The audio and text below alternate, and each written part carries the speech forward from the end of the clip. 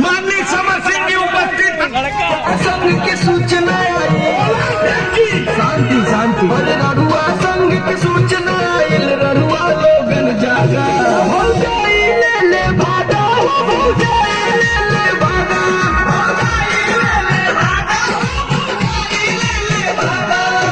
ऐसे न होई भैया बियाहवा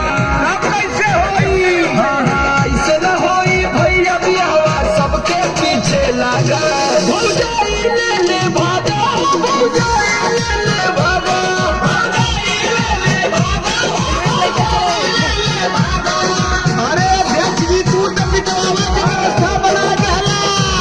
अरे यार तुम लोग अनपढ़ जाहिल गंवारे रहोगे क्या अरे यार अध्यक्ष मैं हूँ कि तुम चुप करे लगा ये जानते हो ना कि बात क्या करना आगे समझ जाओगे समझदार होगे तो अरे अध्यक्ष जी ज्यादा मरी कपाई का नहीं लगाएंगे तो अध्यक्ष जी के कपड़ा पे होगी जी ज्यादा अध्यक्ष जी गुस्सा ठुका योजना बतावा शांति ढंग से सुनो गुड़ की पतर की चाहे सवर की चाहे करिए मिले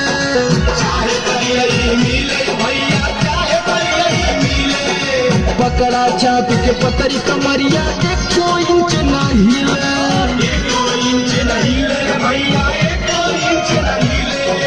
मजबूत पकड़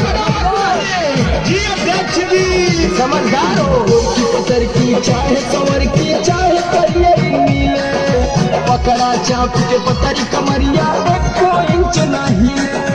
टांग ले जा पुअरा में भावा आटा वही फिर बोले तुम टांग ले जा पुअरा में खिंच के जैसे रोटी का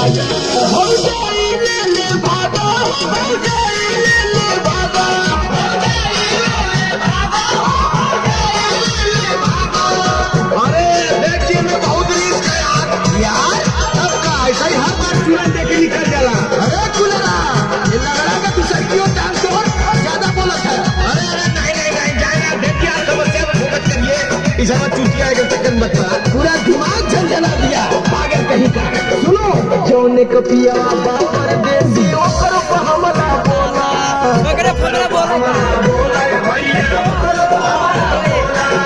प्यार करा कोरवा में कस के तोड़ा रोज खटोला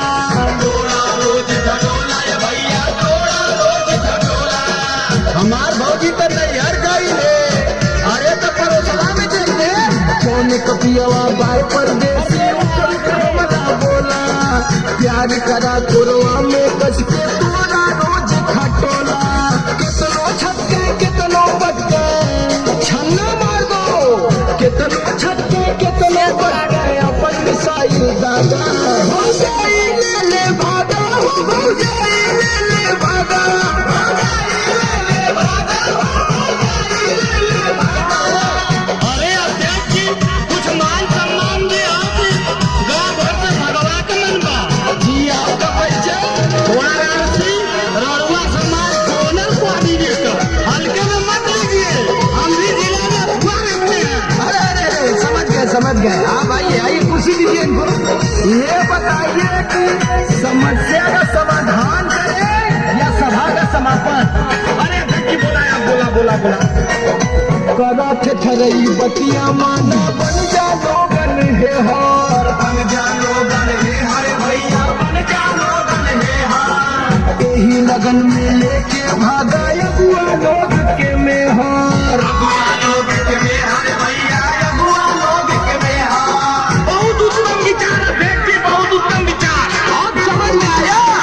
कदा ठरई बतिया माना बन जा लोगन है हार यही लगन में लेके भागा अगुआ लोग के में हार सोमर प्रीतम बनी जोगड़वा